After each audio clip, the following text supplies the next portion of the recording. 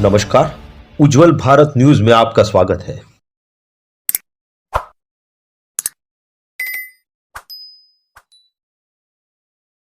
इस संवाद के प्रायोजक है मार्क गोल्ड लोन। सूरत के बाद अब वापी, दमन, उमरगांव में भी सबसे सुरक्षित gold loan mark gold loan.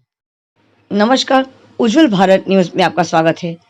हम सभी को पता है, पूरे विश्व में कोरोना महामारी की दूसरी लहर ने ऐसा रुख बदला है कि हर जगह हमें एक भय सा लगने लगा है। पूरे विश्व में, खास करके भारत देश में आज बहुत बड़ा संकट देखने को मिल रहा है। हर अस्पताल में आज लाशों की ढेर जमा होने लगी है। परिस्थितियां इतनी ज़्यादा बिगड़ गई, खास करके गुजरात के वलसाड़ ज़िले में सिविल अस्पताल में, कि वहाँ पे मैन पावर यानी ग्रुप डी के स्टाफ की कमी होने लगी, जिसके वजह से वहाँ पर मृतक को भी पोस्टमार्टम डिपार्टमेंट से ले जाने के लिए स्टाफ या व्यक्ति कम पड़ने लगे। एक तरफ कोरोना की महामारी, दूसरी तरफ कोरोना की महामारी से जान गंवाने वाले वो मरीज़, और तीसरी तरफ ये देखने को मिल रहा है कि ग्रुप डी के स्टाफ ने हड़ताल कर दिया। 250 में से सुबह 70 लोग आते हैं, उसमें से सिर्फ गिने चुने 23 या 24 लोग ही फिलहाल आने लगे। ऐसे मुश्किल वक्त में जहाँ पर तंत्र, प्रशासन और वलसाड़ की नागरिक, वलसाड़ की प्रजा परेशान हो गई थी, ऐसे मुश्किल वक्त में उन मुश्किलों को सुलझाने के लिए विशाल गुप्ता जैसे व्यक्ति भी हमारे वलसाड़ ज़िले में मौजूद है, उपस्थित है।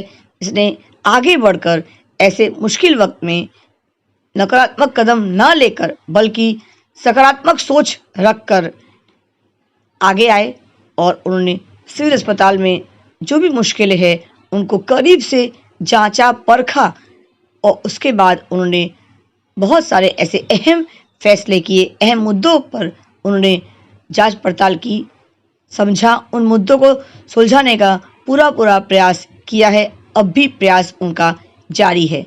आइए हम बात करते हैं विशाल गुप्ता, जो एक एनजीओ के भी ट्रस्टी है, एक ट्रस्ट के भी एक ट्रस्टी है। उन्होंने किस प्रकार से कुछ ही दिनों में ये मुश्किल वक्त जो सिविल अस्पताल में चल रहा था वलसाड़ ज़िले में, किस प्रकार से उन्होंने इन सब का निराकरण करने का एक सकारात्मक प्रयास किया है। उज्जवल भारत न्यूज़, देश की प्रखर आवाज़, सीमा भट्टाचार्य, कैमरामैन पवन सिसोदिया के साथ।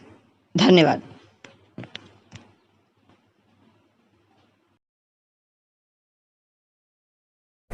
नमस्कार, उज्जवल भारत न्यूज़ में आपका स्वागत है। हाल ही में हमने देखा था कि वलसाड़ के सिविल अस्पताल में लाशों की ढेर जमा थी। क्या वजह थी? उसके बाद मैन पावर की कमी थी, यानी यहाँ पे जो ग्रुप डी स्टाफ उन्होंने हड़ताल कर दिया था। उसके बाद आज हमें अंदरूनी सोर्स से ये पता चला है कि जो मॉर्निंग सेक्शन में सुबह के समय पर 70 लोग आते थे ग्रुप डी स्टाफ, लेकिन आज वो 30% स्टाफ आ रहे हैं, यानी 20 से 23 कुल मिला के स्टाफ यहाँ पे आ रहे हैं। तो वो पर्याप्त स्टाफ नहीं है। उसके बाद एनजीओ यहाँ पे जुड़े हैं। हम बात करेंगे विशाल गुप्ता जी से, जो हमारे साथ उपस्थित हैं। क्या बदलाव आया है इन कुछ दिनों में? 7-8 दिन से वो एनजीओ जुड़े हुए हैं यहाँ पे। उसके बाद का बदलाव, सिनेरियो क्या है, उसके पहले सिनेरियो क्या था, और अब क्या सकारात्मक कदम उठाने के बाद क्या कोई सकारात्मक कुछ अच्छा हुआ है, या और भी मामले खराब हुए हैं, या कुछ बेहतर हुआ है? आइए जानते हैं ये पूरा विशेष कोरोना रिपोर्ट विशाल गुप्ता जी से। आइए विशाल गुप्ता जी, आपका हमारे चैनल में बहुत स्वागत है। मेरा पहला सवाल ये है कि जो सिनेरियो पहले था, 7-8 दिन पहले की अगर हम बात करेंगे, जब यहाँ पे हड़ताल हुआ था, तब यहाँ पे लगभग 210 या 250 लोग यहाँ पे ग्रुप डी के स्टाफ ने हड़ताल किया था। उनका ये डिमांड था कि उनके सैलरी से 1000 रुपये काट लिया गया। साथ ही में उनका ये भी ये सवाल था कि पीएफ पे उनका पैसा नहीं जमा हो रहा था। उसके बाद उन्होंने जॉब में आना छोड़ दिया है। तो अब जो मुश्किलें आई है, कोविड के पेशेंट तो लगातार बढ़ते जा रहे हैं, लेकिन मैन पावर वहाँ पे कमी है। तो कैसे आप वहाँ पे मैनेज कर पाओगे, कैसे कर रहे हो मैनेज, वो बताइए। देखिए, सबसे पहले तो ये है कि जो मैन पावर नहीं आ रहा है या जो भी है, वो उनकी एजेंसी के साथ प्रॉब्लम है। उन्होंने कुछ आपस में उनका पंगा हुआ है, सैलरी कमा रही है, इसलिए वो लोग नहीं आ रहे हैं। जी, और जब से चीज़ें चल रही है तब से यहाँ का जो भी स्टाफ है, मतलब मैं एनजीओ की बात करूँगा, जो डॉक्टर्स हैं, जो नर्सेज हैं, मैंने उनको देखा है, मैंने खुद से देखा है, मैं उनके साथ काम कर रहा हूँ। वो लोग 24 घंटे काम कर रहे हैं। यहाँ पे सीनियर डॉक्टर है अपने अमित जी, यहाँ के जो स्टाफ है वो के पर्याप्त मात्रा में स्टाफ है जो इस कोविड पेशेंट के अभी समय में, महामारी समय में के पर्याप्त मात्रा में स्टाफ है, जो वो पर्याप्त मात्रा है इस तरह से पेशेंट के लिए वो इनफ है क्या? एक साथ अगर 100-150 लोग आना बंद कर देंगे तो कहाँ से पर्याप्त होगा? जी पर्याप्त नहीं है, इसीलिए इन लोग को डबल ड्यूटी करनी पड़ रही है और वो लोग 24 घंटे काम कर रहे हैं, लेकिन फिर भी स्टाफ की बहुत कमी है। तो इस स्टाफ की कमी को पूरा करने के लिए क्या करना होगा? आप एनजीओ की तरफ से अगर आप मैन पावर देते हो, कितना मैन पावर अभी तक आपने दे दिया? मैडम यहाँ पे मैं हमारी एनजीओ खुद लगी है और हम सब पब्लिक को बोलते आपका एनजीओ का नाम कैमरा के सामने बता दीजिए। सुशीला देवी गुप्ता चैरिटेबल ट्रस्ट हमारा एनजीओ है और हमारे एनजीओ के साथ बहुत सारे आम जनता भी जुड़े हुए हैं। जी हाँ, हम रोज फेसबुक पे या व्हाट्सएप पे डालते हैं कि आइए हमारे साथ जुड़िए करके। आपने अब तक कितने मैन पावर यहाँ तक आपने दे दिए हैं सिविल हॉस्पिटल में, स्पेशली कोविड वार्ड के लिए? स्पेशली कोविड वार्ड के लिए मैडम यहाँ पे खाना डिस्ट्रीब्यूट करना है, या फिर सफाई है, या फिर हम लोग जो डेड बॉडी है उनसे निकाल के लिए करीबन 28 से हम काम कर रहे हैं, है ना। और रोज लोग चेंज भी होते हैं, कभी किस प्रकार से मृतकों को, डेड बॉडीज को आपने उसका जो आपने सोल्यूशन जो लाए हैं, उसका जो हल लाए हैं, वो कितने लोगों ने काम किया आपके इस एनजीओ के द्वारा? और क्या कमी रह गई थी प्रशासन और तंत्र के द्वारा? तो ये भी तंत्र के द्वारा बनाया हुआ अस्पताल है, तो तंत्र में सरकार के द्वारा कमी क्या रह गई थी वो बताइए सर आप। देखिए, कमी तो नहीं कह सकते हैं। क्या होता है कि यहाँ पे 100 लोग काम कर रहे हैं, अचानक से 70 लोग आना बंद कर देंगे, 30 लोग आएंगे तो प्रॉब्लम होने ही वाली है। हर एक इंसान की काम करने की कैपेसिटी है और 24 घंटे मिलते हैं जी। अब सिस्टर्स या डॉक्टर्स पेशेंट को ठीक करें या वो ठीक में जाए जी, यही चीज़ें थी। तो अभी क्या हो रहा है कि सिस्टर्स वगैरह जो भी है, जो भी डेड डिक्लेयर हो जाता है, वहाँ से फिर हमारा काम शुरू होता है। तो उनकी बॉडी को डिस्पोज करने के लिए नीचे यहाँ से लेकर के पोस्टमार्टम को लेके जाना, वहाँ देना और वहाँ से फिर एम्बुलेंस में चढ़ाना, इस सब के लिए हम लोग सेवा दे रहे हैं। फिलहाल आपके पास कितना मैन पावर है? आप एक आंकड़ा, अप्रोक्सीमेट आंकड़ा बताइए कि डेड बॉडीज के लिए कितने लोग आपके लिए काम कर रहे हैं, आपके एनजीओ से काम कर रहे हैं, और उसके बाद खाना पहुंचाने के लिए कितने लोग काम कर रहे हैं, और कितने पेशेंट कोविड में हैं, तो क्या वो पर्याप्त है और कितने लोग काम कर रहे हैं वो बताइए। फिलहाल तो दूसरी एनजीओ लोग भी हमारे साथ जुड़े हुए हैं, आप अभी जुड़ी हुई है यहाँ, और अभी फिलहाल बताऊँ तो डेड बॉडी के लोग 8 से 10 काम कर रहे हैं। हाँ। और खाना देने के लिए रोज सुबह और शाम 6 से 7 लोग आते हैं। कोविड वार्ड में कुल कितने पेशेंट होंगे कुल मिलाकर? 400 से ज़्यादा। तो उसके सामने आपके पास कितना मैन पावर है जो खाना पहुंचाने का काम करते हैं? ऑलरेडी सिविल का भी मैन पावर है। हाँ। वो उनके साथ ही हमारे 6 से 8 लोग जाते हैं। हाँ, तो सिविल के कितने मैन पावर है अप्रोक्सीमेट बता दीजिए। एग्जैक्ट तो नहीं कि 8 से 10 लोग होंगे। तो कुल मिलाकर बोलेंगे 20 मैन पावर है। हाँ। और पेशेंट हमारे पास 400 है। 8 से 10 लोग जो है वो खाना बनाते हुए करते हैं, 4 लोग ऊपर आते हैं खाना बांटने के लिए।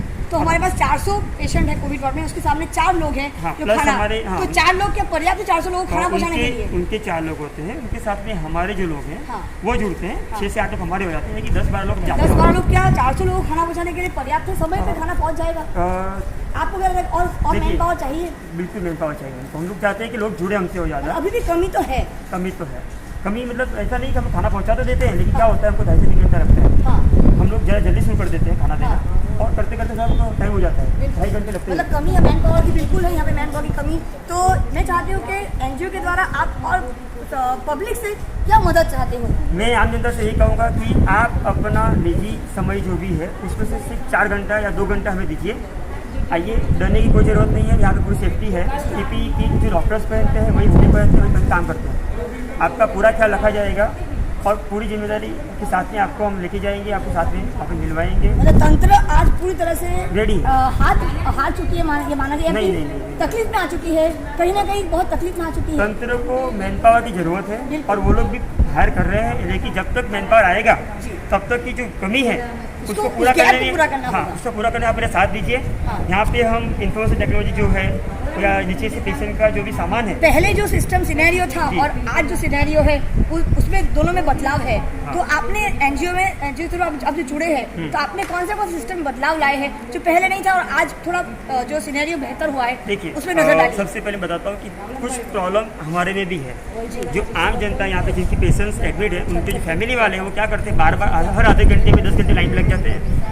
मेरे पेशेंट कैसे है? लेकिन विशाल जी, आपको नहीं लगता कि अगर कोई रिश्तेदार कोई अगर कोविड में अगर तड़प रहा है, लेकिन पता नहीं वो जिएगा या उसकी मौत होगी, उसको नहीं, तो उसको तो एक प्रश्न तो उसके मन में होगा ही। सीमा जी, कोई बात है, 400 से ज़्यादा पेशेंट एडमिट है, ठीक है। अब हर एक रिश्तेदार अगर हर आधे घंटे में खड़ा हो जाएगी तो कितनी इंक्वायरी जाएगी? Is it possible to handle? तो इंक्वायरी के लिए भी कम से कम 4 से 10 इंक्वायरी टेस्ट लगा दीजिए ना, हेल्थ टेस्ट। मैडम एक ही पेशेंट के बारे में हर आधे घंटे आप क्या बताओगे?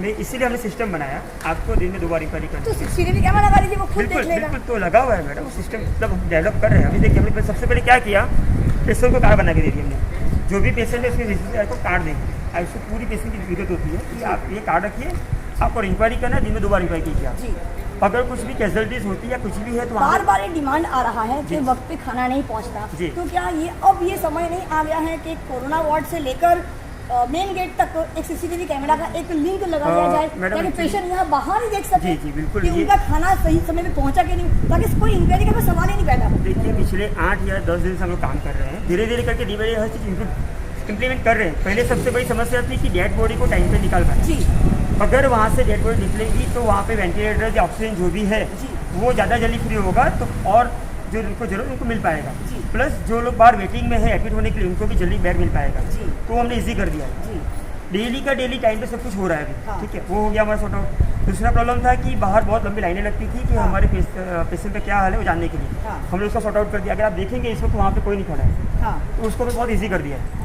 और तीसरा कि किसी को सामान ऊपर पहुँचाना है तो वो नहीं पहुँच रहा था, बहुत पेरी आ रही थी कि सामान नहीं पहुँचता है, खाना नहीं पहुँचता है बाहर का। तो हमने वो भी सॉर्ट आउट कर दिया है कि अभी डेली का सामान का टाइम दे दीजिए, 12 बजे से पहले आप हमें दे दीजिए। तो बहुत सारे प्रश्न ऐसे भी आ रहे हैं विशाल जी जी। कि कोविड में नेगेटिव होने के बाद अब उनको जनरल में शिफ्ट नहीं किया जा रहा है। अभी मेरे सामने एक रिश्तेदार खड़े हैं, सर आपका नाम बता दीजिए। केविन कैविन, पूरा नाम, कहाँ से हो आप? केविन उमेश पारेख छरवाड़ा। छरवाड़ा। तो आपका एक सवाल था, आप मुझे बोल रहे थे कि आपका कोई रिश्तेदार एडमिट है कोविड वार्ड में, मेरी जो मॉम। आपकी मॉम, हाँ। आपकी मम्मी, तो वो कोविड में नेगेटिव हो चुकी है। हाँ, वो कोविड तो में उसको नेगेटिव। फिर भी पॉजिटिव वार्ड में ही उसको रखा गया है। हाँ, तो आपकी क्या शिकायत है वो आप कैमरा के सामने बोल सकते हो। मैं यही चाहता हूँ कि मेरी माँ को जल्द से जल्द नीचे लाया जाए, क्योंकि वो पॉजिटिव में रहेगी, उनका नेगेटिव है तो उनका पॉजिटिव बहुत जल्दी पकड़ तंत्र सकता आपको क्या है। क्या, आपने बात करी कि मेरी मॉम तो नेगेटिव हो चुकी है, मैं हर तरह से कोशिश कर रहा कब से हूँ। नेगेटिव हुई वो बताइए। 2 दिन पहले हम उनको लाए थे इधर, हाँ, हाँ। उनका चेक किया गया, 1 दिन में उनका रिपोर्ट आ गया कि वो नेगेटिव है। अच्छा, अब मैं चाहता हूँ कि मेरी माँ को छठे तो आपने ये बात फ्लोर से- कब कही कि नेगेटिव होने के बाद उनको नीचे शिफ्ट कर दिया जाए? क्या? आपने ये बात कब उनसे कही थी, तंत्र से कब कही थी, आपने हॉस्पिटल से कब मैंने कही थी? कई बार कहा, हेल्प डेस्क पर भी कहा, हाँ। बहुत बार तो कहा, उनकी तरफ से क्या रिप्लाई आया, क्या रिस्पॉन्स आया? क्योंकि नीचे जगह नहीं है। हम पूरी ट्राई कर रहे हैं अपनी, हाँ। जैसे होगा वैसे हम आपकी मॉम को नीचे ले आएंगे। अब फिर से वो पॉजिटिव हो गई तो फिर से पॉजिटिव उनका कोई उन्होंने रिस्पांस नहीं दिया। कि वो नेगेटिव हमारे होने के बाद फिर से पॉजिटिव होने का चांस रहेगा। हाँ। एक बार नेगेटिव हो गई, अगर वापस पॉजिटिव वार्ड में ही है, तो क्या ये तंत्र की जिम्मेदारी नहीं बनती कि जो नेगेटिव हो चुके हैं उनको फिर एक बार नीचे? बिल्कुल बनती भेज है, देना क्योंकि चाहिए। हाँ जो पॉजिटिव नहीं है उनको तो सेफ जोन में रखना चाहिए ना। विशाल जी, इनको इस बचा पर मैं आपसे टिप्पणी मांगूंगी कि इस प्रश्न का उत्तर आप मुझे दीजिए कि यहाँ पे भी मैन की कमी दिखती है। नेगेटिव पेशेंट को, जो नेगेटिव कोविड में नेगेटिव हो चुका है, ठीक हो चुका है, उनको संक्रमित न होने के लिए आपको सेफ जोन में रहना है, इसको भेजना पड़ेगा। यहाँ पे भी मैन की कमी दिख रही है।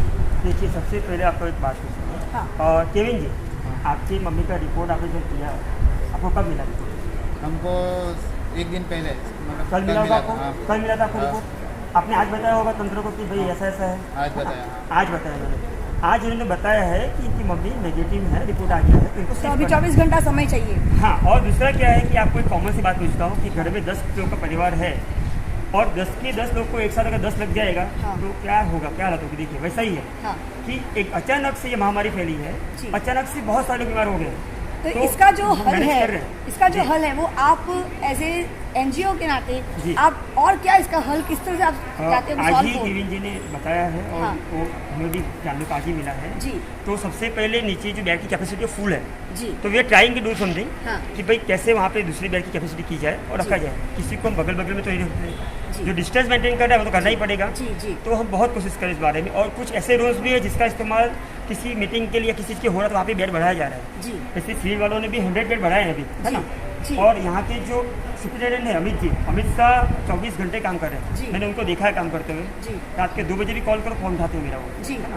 तो ही इज़ वर्किंग 24 आवर्स। इसी जी। तरह से सारा स्टाफ, चाहे मैं पीएम की बात करूँ, पोस्टमार्टम रूम की बात करूँ आपको, चाहे वो इंफॉर्मेशन टेक्नोलॉजी की बात करूँ, या चाहे वो ऊपर के यहाँ पे बात करूं। कमी आपको सबसे ज़्यादा क्या दिखे, मैन पावर के हाँ। अलावा कमी क्या दिखेगी आपको? देखिए सबसे पहली बात है, एक तो यहाँ पे मैन पावर की कमी है, हाँ, सबसे- उसके ये अलावा बहुत कमी बड़ी प्रॉब्लम है। क्या है? दूसरा कोऑर्डिनेशन जो है कोऑर्डिनेशन। हाँ, कोऑर्डिनेशन जो था हमारे आने से पहले थोड़ा कम था। किस प्रकार कोऑर्डिनेशन की कमी थी? और वो सारे जो बताएंगे? डिपार्टमेंट्स हैं ना उनका हाँ। आपस में जो कोऑर्डिनेशन होना चाहिए, मेल जोल होना चाहिए। हाँ, वो थोड़ा सा कम था। वैसे ये कमी होगा क्योंकि वो सब लोग अपने काम में बिजी है, हाँ, तो वो कोऑर्डिनेशन कम था, तो हमने वही काम किया सबसे पहले हाँ, आकर। उस गैप को आपने भरने की कोशिश को हमने करी। खत्म करिए। आज हमारा हर एक डिपार्टमेंट मुझसे कनेक्टेड है, हाँ, चाहे उनका कोई भी डिपार्टमेंट होगा, तो हर एक चीज़ को मैंने कनेक्ट कर लिया हमारे साथ में। और हमारे बंदे नीचे बैठ के इंफॉर्मेशन टेक्नोलॉजी लेकर के कोई भी इंक्वायरी है वो हैंडल करते हैं सारे के सारे। इवन हम यहाँ तक पहुँचने वाले हम लोग एक एप्लीकेशन बनाने की ट्राई कर रहे हैं। हाँ, एक अच्छा सा ऐप बन जाएगा जो किसी को भी ऊपर जाने की या इंक्वायरी की जरूरत नहीं है, वो एप्लीकेशन के अंदर में ही हाँ, एंड्रॉइड ऐप को खोल लेंगे, एप्लीकेशन को आप डाउनलोड कर लीजिए, उसमें डिटेल्स जो भी चेक करिए आपको सब मिल जाएगा। जिसके पास समझ में एंड्रॉइड फोन ही ना होगी, कि ऐसे बहुत ग्रामीण क्षेत्र में लोग रहते इसके लिए हेल्प डेस्क सेंटर चालू कर रहे हैं। हाँ, आपको आने की भी जरूरत नहीं है, आप कॉल कर लीजिए, आपका पेशेंट का एंट्री नंबर दे दीजिए, आपको सब डिटेल्स मिल जाएगी। जी,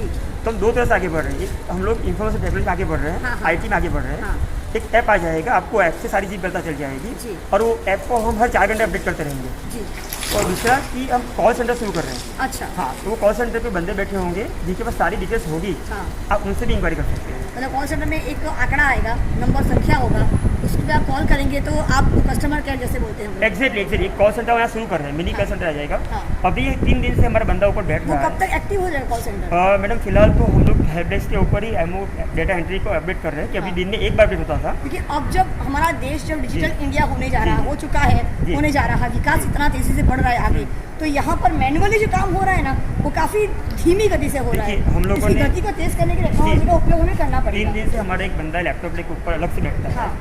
और वो सारी इन्फॉर्मेशन कलेक्ट कर रहा है। हाँ। अभी हम क्या कर रहे हैं कि अभी दिन में एक बार अपडेट आता था, हाँ। है ना, पूरे दिन में 24 घंटे में एक बार अपडेट होता है क्या हो रहा है करके हाँ। नीचे। अभी दिन में 3 बार आएगा। अच्छा। आज से ये सिस्टम हमारा अपडेट हो जाएगा, इसके बाद कल से पेशेंट को 3 बार अपडेट होगा। कि अगर patient आम का- पब्लिक को अगर जानना हो कि उसका पेशेंट कैसा है, उसका रिश्ता कैसा है कोविड वार्ड में, तो उसको क्या बोलना पड़ेगा? फिलहाल उसके लिए हेल्प डेस्क सेंटर ऑलरेडी है, हाँ। जहाँ से वो इंक्वायरी कर सकते हैं आकर के हाँ। खुद। इसके बाद जैसे हमारा कॉल सेंटर नंबर आ जाएगा, वो भी हाँ। प्रोवाइड कर देंगे वो सबको। कब तक हो जाएगा शुरू? It will take 2 days more. 2 days, हाँ। 2 दिन के अंदर। तो तक दर्शक या मित्र, परसों तक आप में। दर्शक आप सुन लीजिए, बहुत ही जल्द 2 दिन के 48 घंटे के अंदर सुविधा के अंदर आपको एक ऐसी सुविधा दी जाएगी। उस सुविधा में आपको कॉल सेंटर का जो आंकड़ा संख्या दिया जाएगा, उस संख्या पे कॉल करने से आपको जानकारी प्राप्त हो जाएगी कि आपका जो कोविड वाला जो आपका पेशेंट है, जो एडमिट है, उसकी हालत कैसी है। ये बहुत ही एक सकारात्मक और एक ऐसा कदम लिया गया है, इससे 50% जो मुश्किलें हैं वो हल होने का कगार ज़रूर कदम उठाएगी। और हम ये उम्मीद करते हैं कि विशाल गुप्ता जैसे लोग अगर आगे आए और इस महामारी से अगर सच में लड़ना है, हम सबको मिलकर लड़ना होगा, ना कि किसी पे कीचड़ उछाल के, ना कि किसी पे हम लोग इल्ज़ाम लगाते हैं। हम सबको मिलकर काम करना पड़ेगा, तभी हम इस महामारी से लड़ पाएंगे। कोरोना वायरस आम महामारी नहीं है, एक बहुत ही खतरनाक महामारी है। इससे अगर लड़ना है, हम सबको मिलकर एकजुट होकर लड़ना पड़ेगा। उज्जवल भारत न्यूज़, देश प्रखर आवाज़, शिवा भट्टाचार्य, वलसाड़ से कैमरामैन पवन सिसोदिया के साथ।